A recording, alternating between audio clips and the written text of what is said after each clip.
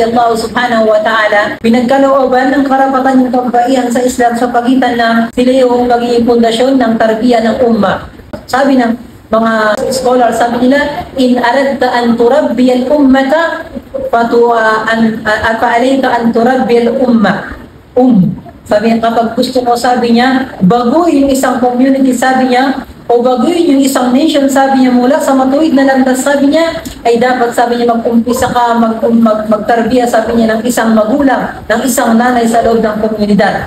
Hindi mo pwede, parang sinasabi dito sa atin na minsan na problema tayo, bakit ganito yung komunidad natin, bakit ganito yung politika, bakit ganito yung barangay, bakit ganito yung isang lugar, bakit ganyan. Nagbabago raw yung gantong estado sa pagitan kapag nakikita ninyo nagbabago yung estado ng kababaihan sa Islam. Kasi kapag nakita natin ang tarbiya ng mga magulang, ng mga nanay sa bahay ay nawala sa kanilang anak na mga hulugan, ito yung dahilan kung bakit nawawala yung tarbiya sa isang komunidad. Kapag nakita daw natin ang mga tao sa lansangan sa isang komunidad nagkakagulo na at nawala sila sa tarbiya, nangangahulugan lang ang kababaihan sa Islam ay nagiging pabaya na sa kanilang responsibilidad sa kanilang bahay. Walidhalika, sinabi niya Allah Ta'ala, waqarna fi buyutikun, manatili kayo sa bahay ninyo. Innal mar'ata fil Islam, yung kababaihan sa Islam, yung kanilang posisyon at kanilang kaharian, kahit hanapin nila sa labas yan, kahit kailan hindi nila matatagpuan sa labas yan. Ang kahalintulad ng lalaki, ang kanilang kapangyarihan, yung kapangyarihan ng lalaki ay nasa politika. Parang hindi masatisfy yung lalaki kapag hindi nila makita yung posisyon na kung saan pinupurit sila. Kadhalika fil mar'a, ganito rin yung kababaihan sa Islam. Hindi sila masatisfy hanggang sa hindi makita nila yung posisyon na hinahanap nila. At ang pinaka-posisyon na hinahanap nila ay dapat maging kaharian nila yung nasa loob ng bahay nila. Kaya nga sabi niya Allah Ta'ala, وَقَرْنَ فِي بُيُوتِكُنْ, manatili kayo sa tahanan ninyo, وَلَا تَبَرَّجْنَ تَبَرُّجَ الْجَاهِلِيَّةِ الْأُولَى. O huwag na huwag kayo magtabarruj, sabihin, huwag na huwag ninyong ilalantad yung inyong mga sarili kahalintulad ng paglantad ng mga jahiliya na mga naunang panahon. Siyanatan, ito'y bilang pangalaga ng reliyon ng Islam sa kanilang honor at sa kanilang dignity at sa kanilang karapatan.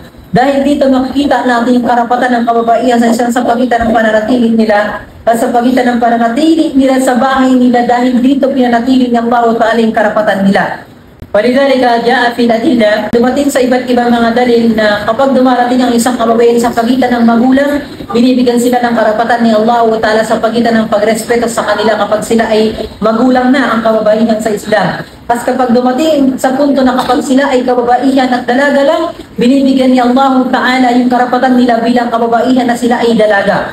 Kapag dumating sa punto na sila ay anak ng kababaihan sa Islam, binibigyan ng aya ng adilla na binibigay ni Allah Ta'ala yung karapatan nila. Walidhalika Allah Subhanahu wa Ta'ala karrama al-mar'ata, binigyan sila ni Allah Ta'ala ng karapatan ng bilang magulang sila sa pagitan ng sabi ng Allah Subhanahu wa Ta'ala, wa qada rabbuka alla ta'budu illa iyyah wa bil walidayni ihsana. Nagbigay si Allah Ta'ala ng batas sa lahat na itayo nila ang tauhid kay Allah Ta'ala, yung ibadah kay Allah Ta'ala. Pagkatapos sinabi ni Allah Ta'ala, wa bil walidayni ihsana, maging mabuti sila sa magulang nila. So binigay ni Allah Ta'ala yung karapatan ng kababaihan sa Islam nung sila ay naging magulang na.